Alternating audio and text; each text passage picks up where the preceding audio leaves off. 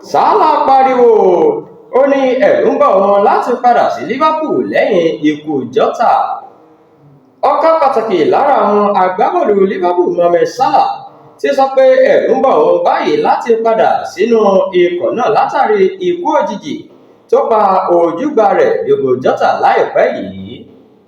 Jota àti àbúrò rẹ̀ ọkùnrin Andre Silva ni wọ́n pàdánù ẹ̀mí wọn nínú ìjàmbá ọkọ̀ kan tó ṣẹlẹ̀ láàárọ̀ ọjọ́ tọ́sídẹ̀ẹ́ tó kọjá nígbà tí mọ́tò wọn yà kúrò lójú ọ̀nà lójijì tó sì gbiná.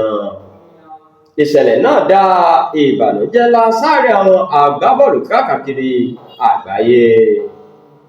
Nínú ọ̀rọ̀ ìbánukẹ́dùn tí Salah kọ sórí Instagram rẹ̀, ó ní títí di àná mi ò mọ̀ pé nǹkan kan wà tó lè dẹ́rùbà mí tàbí já mi láyà láti padà sí Liverpool lẹ́yìn ìsinmi ráńpẹ́ tí mo lọ. Ọ̀pọ̀lọpọ̀ àwọn akẹgbẹ́ mi ni wọ́n ti wá tí wọ́n sì ti lọ, kìí ṣe bí eléyìí. Yóò nira fún mi lọ́pọ̀lọpọ̀ láti gbà pé Diogo Jota kò ní sí níbẹ̀ nígbà tí a bá padà. Mo bá ìyàwó àtàwọn ọmọ rẹ̀ kẹ́dùn púpọ̀. Bákan náà ní ọkàn mi wà lára àwọn òbí rẹ̀ tí wọ́n pàdánù ọmọ wọn lójijì. A kò ní gbàgbé wọn.